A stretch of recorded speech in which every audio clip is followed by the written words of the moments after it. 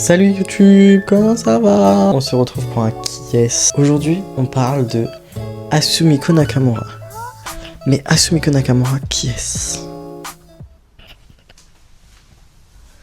Belle intro.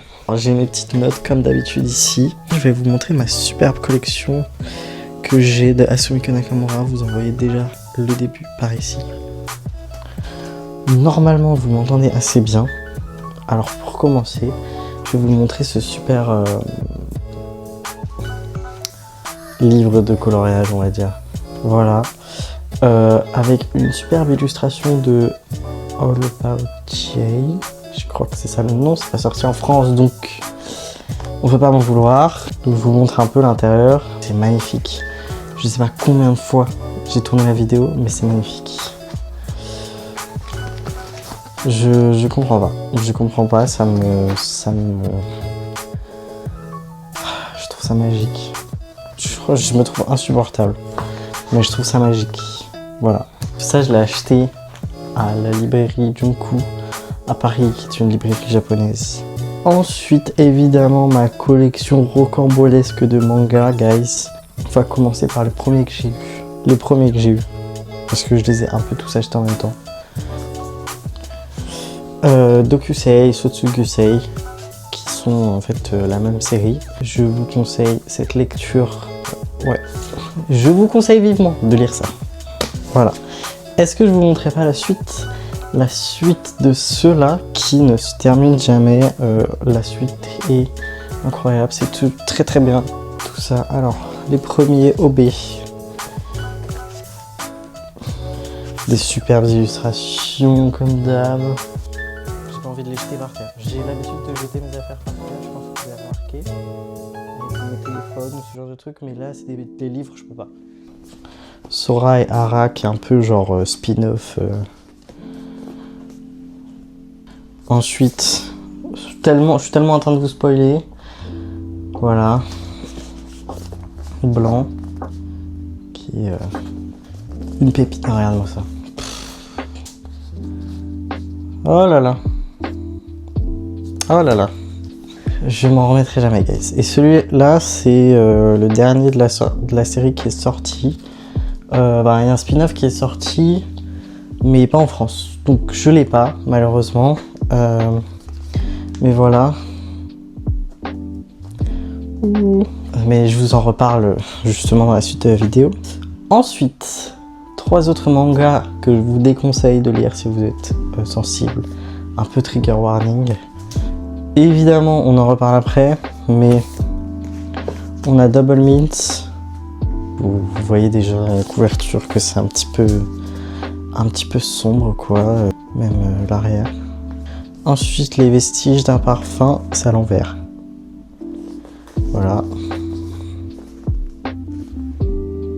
Cela dit, ceux-là sont magnifiques, mais le sujet est horrible. Trop bien. Je sais pas pourquoi, je les oublie toujours. Pourtant, ils sont magnifiques. Utsubora. Voilà. Des thèmes un peu polar, suicide d'écriture. Bon, c'est juste terrible. Les 3 derniers qui sont que j'ai achetés. D'abord, on en a un qui est une série de 4, mais il y en a pour l'instant 2 seulement qui sont sortis. Je sais pas quand la suite sort. J'ai très hâte, je me jetterai dessus évidemment, la team. C'est l'internat des fleurs. Je vous l'ai montré dans mon vlog d'avant. Si vous avez regardé, je les ai achetés vraiment pas longtemps. Ils sont trop beaux. J'aime trop le texte qui brille là. Des mangas à 8,5 €. Alors que c'est tout petits objets. Donc bon, c'est pas grave. Hein. Et le dernier, qui est celui-ci. Je sais à peu près de quoi ça parle, mais je peux pas le lire parce que en fait je l'ai acheté, il est en japonais. Voilà, je me suis dit, je sais jamais. Je sais même pas si ça va sortir en France, donc vaut mieux se le procurer en japonais. Voilà. En tout cas, très bel objet, encore une fois. Toujours avec mes petites notes, je suis insupportable. Alors, qu'est-ce que j'ai noté? vous aurez remarqué que, sans abus de ma part évidemment, je suis un peu son plus grand fan en Île-de-France. Voilà, je reste raisonnable. Et pourtant tout ça est totalement infondé. Voilà. C'est juste que j'en entends très peu parler en fait. Autour de moi, c'est un peu genre le mystère. Personne en parle, personne connaît. Il y a que moi qui ouvre ma bouche dessus. Et si vous me connaissez personnellement, vous savez que je suis un peu je fais un peu ma propagande partout où je vais, comme avec Ayata Kano, qui sont vraiment des artistes qui m'ont lancé dans des recherches obsessionnelles sur leur travail et de savoir quel est leur travail pour pouvoir me procurer des objets qui viennent d'elles, quoi. Aussi, vive les femmes, voilà. C'est pas la journée des femmes, c'est pas le mois des femmes, mais je parle beaucoup des femmes parce que c'est les meilleures, je trouve. Voilà, c'est que mon avis. Asumiko Nakamura, elle est née en 79 à Kanagawa au Japon. Et malheureusement, on ne sait pas grand chose de sa vie, en dehors de sa carrière de mangaka, et en dehors du fait qu'elle a un frère qui est musicien, mais bon, ça ne nous sert pas à grand chose.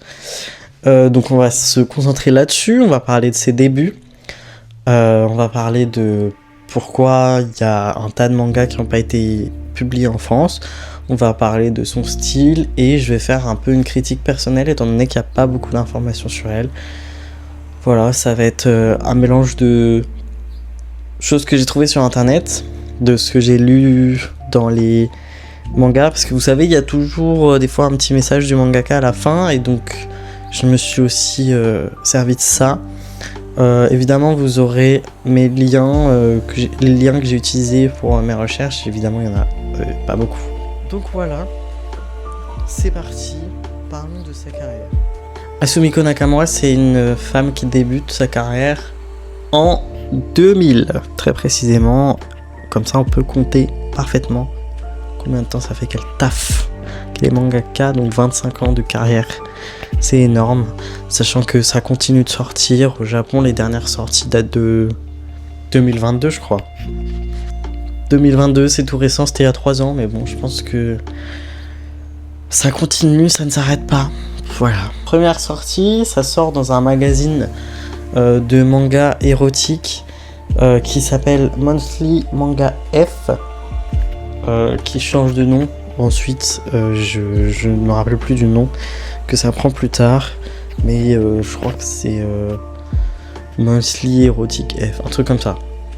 Honnêtement, je me suis pas plus intéressé que ça. D'ailleurs, petite parenthèse, si jamais une chose que je mentionne dans mes vidéos vous intéresse un peu plus, mais que vous avez la flemme de rechercher, n'hésitez pas à me dire « Oui, Tao, on veut savoir ça, parle-nous en plus », et je vous fais un réel, un TikTok ou une vidéo entière dessus. Cela dépend de ma motivation et de ce qu'il y a à dire dessus, mais il n'y a aucun problème. Voilà. Le manga se prénomme... Merci Google Translate, parce que je me permettrai jamais de prononcer du japonais que je ne sais pas prononcer. Vous allez vous débrouiller avec ça toute la vidéo, parce qu'il n'y a pas toujours d'adaptation sur les titres. En 2022, elle publie Chicken Club, qui est un recueil d'histoires courtes, il me semble, si je dis pas de bêtises, ouais, qui sont luxurieuses, oniriques, bizarres, érotiques. Et ça a suivi de La Respiration de Copernic, qui est un manga un peu tragique, sombre, qui n'a pas été publié en France, évidemment. Pourtant, ça se passe en France, et je pense que le sujet est un peu trop dur pour être publié ici. J'ai lu le synopsis, et ça nous parle de prostitution, d'événements tragiques, de proxénétisme, tout ça. Et je pense que c'est des trucs qui sont très peu abordés en France, et que très peu de personnes lise parce que c'est peut-être un peu grave quoi. Elle a l'air toujours active parce que sa dernière sortie date de 2022, donc avec Home. Et puis le spin-off dont je vous ai parlé qui est sorti la même année et qui s'appelle... Voilà, merci Google, encore une fois. Asumiko Nakamura, elle est vite considérée comme un joyau caché du Japon parce qu'en fait c'est une queen. Non, en fait... Parce que elle reçoit beaucoup de critiques positives sur ses scènes de romance notamment, et aussi pour son style graphique qui est assez particulier et assez unique. Je vous montre une image. Oui, Asumiko Nakamura, elle écrit surtout des romances, alors plutôt du yaoi en général, mais elle s'intéresse aussi au shoujo, au shonen ai, au josei, au shonen ai, un peu tout quoi. Seinen aussi. Voilà, c'est une femme assez polyvalente quoi. Et moi je trouve ça trop cool. Évidemment je vais vous rajouter un lien avec une définition pour savoir ce que c'est tous ces noms, shonen, shoujo, yaoi, tout ça. Vous irez lire si ça vous intéresse. Du coup, son style plutôt unique que je vous montre. Ici, voilà. Il est assez reconnu parce que c'est élégant, c'est chic, c'est doux. C'est hyper beau. Enfin, genre moi je... Voilà, c'est comme ça que ça me prend. Ça me prend par le cou.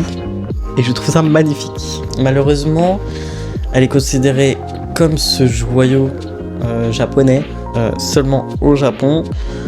Parce que en Europe ou aux États-Unis, c'est peut-être considéré comme trop dérangeant son travail ou comme trop obscène. C'est vrai que l'érotisme dans le manga, c'est pas trop un truc que les Européens lisent. En fait, c'est souvent catégorisé. On va mettre tout de suite c'est du hentai ou tout de suite voilà. Et peut-être qu'on n'a pas envie que les jeunes lisent des trucs pareils, ce que je comprends, évidemment. Je vous ai déconseillé des mangas, c'est pas pour rien. Dites-vous que, par exemple, première publication en France, ça date de 2016 avec Dokusei que je vous ai montré, avec une adaptation en film la même année, en hiver. D'ailleurs, très bonne saison choisie pour cette publication, bref. Et aux États-Unis, il aura fallu attendre 2019. Donc c'est quand même très tard par rapport au début de sa carrière, sachant que Dokusei, ça date de 2008, je crois. Donc c'est assez énorme. Donc étant donné que Dokusei, c'est le premier truc qui est sorti mondialement, à l'international, on va parler un peu plus de ça. Dokusei, c'est un peu la preuve que Asumiko Nakamura, elle sait alterner le doux et le violent. Le doux, le sombre plutôt, parce que violent c'est un peu fort comme mot. Mais en soi c'est la réalité. En tant que lecteur, moi je trouve ça hyper intéressant et en fait ça se ressent direct. Genre par exemple tu vas lire Double Mint, t'es en mode dinguerie.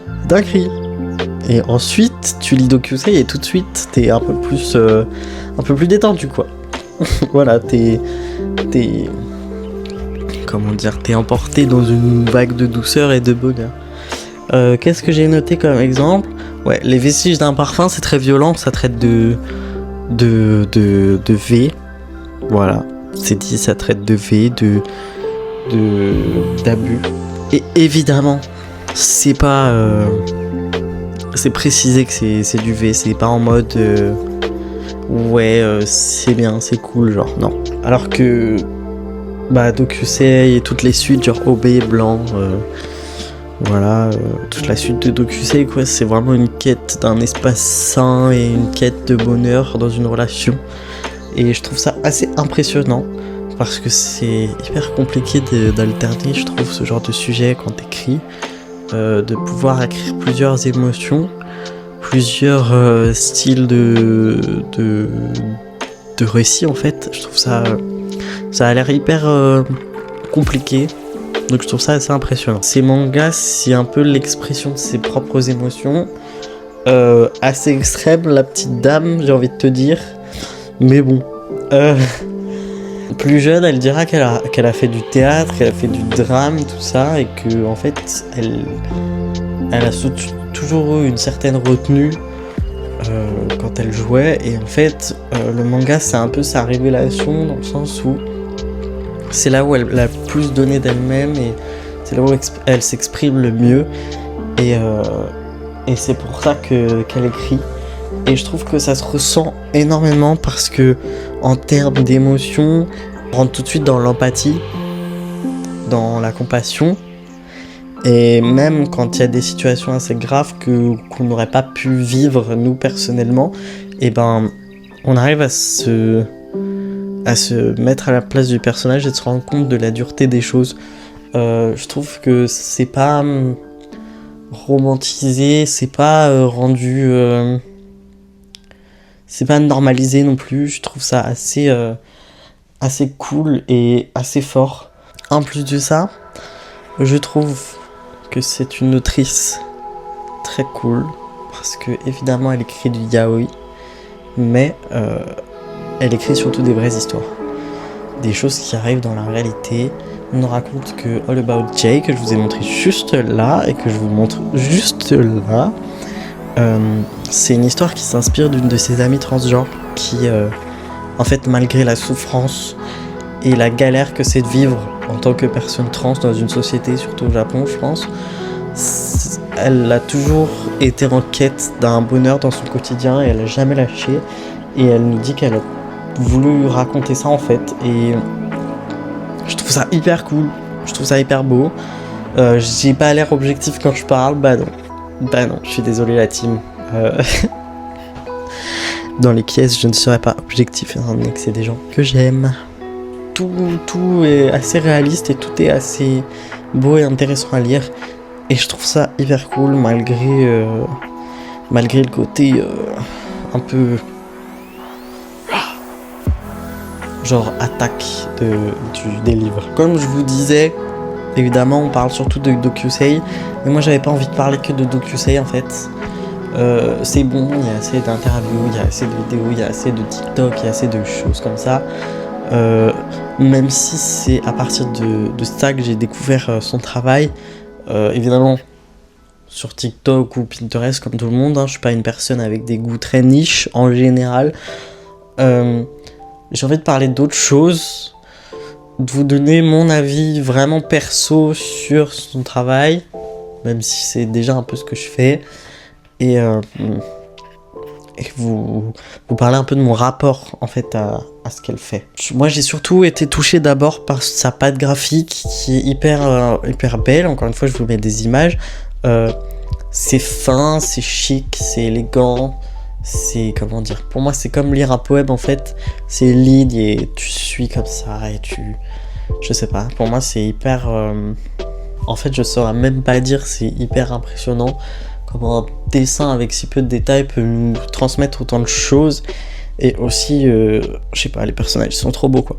Genre le chara design est tellement bien géré, je trouve ça impressionnant. Et même le fait que les couleurs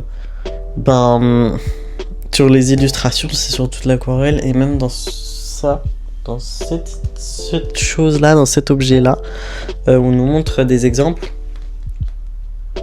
Vous comprenez pourquoi je suis hyper fan et hyper passionné par son travail. C'est un peu comme Ayata Kano en fait. Voilà, c'est le moment d'en parler. Ça a été un peu...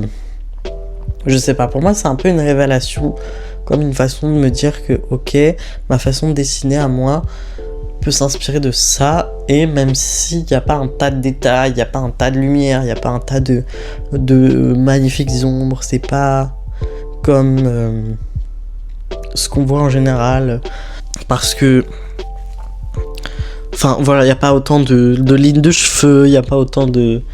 Je sais pas, pour avoir fréquenté une école d'art et avoir fréquenté un tas de gens qui veulent en faire leur travail, en fait tu te mets vite la pression sur même en art plastique au lycée, tu te mets vite la pression sur ton propre dessin et ta propre façon de voir les choses. Et en fait en trouvant des artistes comme elle, patate quoi. Ouais, c'est tout, patate. Tu te sens peut-être plus légitime en fait de faire ce que tu fais. Moi, ce que je trouve aussi très cool chez Asumiko Nakamura, c'est justement, je vous l'ai déjà dit, il y a des sujets qui sont pas romantisés ni normalisés, comme par exemple les violences physiques, les violences psychologiques, les violences sexuelles. Contrairement à d'autres yaoi où ça devient très romantisé. Je trouve que les relations gays en général dans la littérature ou dans le manga surtout sont hyper toxiques et hyper mauvaises en fait.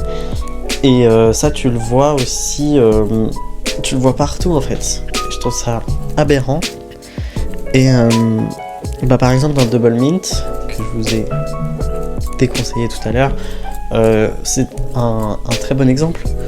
Parce que dans Double Mint, on voit deux personnages qui sont liés par leur prénom, qui ont exactement le même prénom, ce qui est assez rare. Et en fait, c'est des personnes qui se connaissent, qui se rencontrent au lycée et qui ont une relation harceleur-harcelé, dominant-dominé. Et ça va beaucoup dans un côté... Il y a de la perversion, c'est assez violent psychologiquement.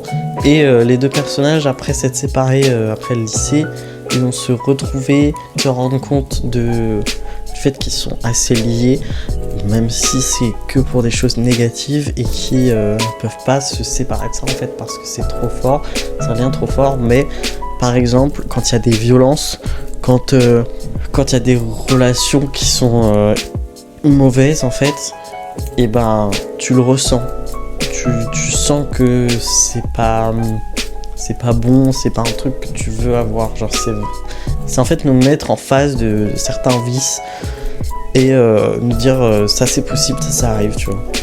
Et je trouve ça hyper bien, genre ma vie. Là j'ai pas envie de... Par exemple tu lis un manga, je te mets dans une petite situation. Tu lis un manga Dokusei. Si t'as lu Dokusei, tu sais déjà, c'est doux, t'as envie d'avoir une relation comme ça, t'as envie d'être en mode hi hi hi ha ha ha. Mais là, quand tu lis Double Mint, tu te dis ah, j'ai absolument pas envie, je veux pas. Je veux absolument pas vivre ce genre de choses. Et d'ailleurs, ce manga-là a une adaptation en live action que je vous déconseille encore plus que le manga. À la limite, le manga, lisez-le. Franchement, je peux pas déconseiller en vrai le travail de Asumiko Nakamura, mais par contre le live action je le déconseille parce que justement je trouve qu'il n'y a pas cette dimension de nous mettre en face d'une vérité qui dégoûte et qui dérange. Je trouve que le film il rend ça un peu romantique. Enfin je sais pas, le film il m'a beaucoup dérangé. En tout cas, Asumiko Nakamura, je trouve que c'est une femme qui a un travail qui est hypnotisant en général. Hypnotisant est le mot adapté, je trouve. À vous de me dire quand vous voyez ça. Je trouve que c'est assez fort et t'as pas envie de te sortir de cet univers-là, t'as envie que ça continue. Exemple, prenez Utsubora. Moi je trouve que c'est quelque chose qui vous montre vraiment sa façon de dessiner les personnages, les femmes, comment elle dessine les femmes. Dinguerie, voilà, c'est une dinguerie, c'est tout ce que j'ai à dire. Moi je kiffe. D'ailleurs il paraît qu'il y a un live action là-dessus aussi, et ça je m'empresserai de le regarder. Je vous ferai une petite critique peut-être en short ou en TikTok, où je peux vous faire une critique un peu sur ce film, ce que ça donne par rapport au manga. Et je peux vous faire aussi une critique d'ailleurs de l'Internat des Fleurs que j'ai pas commencé encore parce que je viens de l'acheter. Mais ça me chaufferait bien, si ça vous intéresse bien sûr. Fun fact, dans une interview qui parle de Dokusei, oui on retombe sur Dokusei, c'est la plus grande interview que j'ai trouvée de Asumiko Nakamura, qui traduite qui plus est. Elle parle en fait, la question c'était, il me semble, je crois que j'ai plus la vidéo, je l'ai pas mis en lien parce que je m'en suis pas tellement servi, je l'ai surtout écouté, mais elle parle de la différence entre ces personnages, d'où ça venait en fait, c'est l'idée de ces personnages, de ce chara design là. Et fun fact, elle dit qu'en fait elle aime beaucoup dessiner les cheveux bouclés. Voilà, le personnage dans Dokusei avec les cheveux bouclés ressemble à ça. Et si vous regardez bien, ces personnages ont toujours... Il y a toujours un qui a les cheveux bouclés, ou alors il y a toujours une différence entre les couleurs de cheveux, un blond, un brun. Et je trouve ça hyper marrant, parce que ça fait comme trouver une façon de garder une ligne directrice entre tous les mangas. Et en même temps, si on fait des théories un peu zinzines, ce serait dire c'est les mêmes personnages dans d'autres univers. Je trouve ça assez marrant. Bref, en tout cas, Sumiko Nakamura, c'est vraiment une personne qui a réussi à me toucher dans le manga plus que d'autres. Après, si je dois vous conseiller d'autres personnes assez touchantes, je dirais, enfin d'autres mangas que je trouve assez touchants, je vous dirais Le Goût du melon, qui est ce manga-là, qui est un yaoi aussi, et qui est hyper beau. J'ai pleuré. Voilà, j'ai pleuré. Et ça, encore une fois, c'est un manga que j'ai trouvé hyper impressionnant, hyper cool, parce que, en fait, c'est très réaliste, et c'est très... là, pour le coup, c'est des relations qui sont saines et tranquilles. Et c'est pas genre, il y a des événements crazy qui cachent l'histoire, genre. Je crois que je vous ai tout dit. En tout cas, j'espère que ça vous a intéressé, que ça vous a plu. Moi, ça m'a plu d'en parler, comme ça. Honnêtement, c'est encore une fois une artiste que j'aime beaucoup, que je porte dans mon cœur, qui m'inspire énormément. Et donc, ça me fait tellement plaisir de vous partager ça, surtout que c'est pas une personne qui est très très connue à mes yeux en France. Donc, j'ai l'impression qu'elle est plus connue en Espagne. Je sais pas pourquoi. En tout cas, n'hésitez pas à me dire si ça vous a plu ou sinon pourquoi. Et ouais, voilà.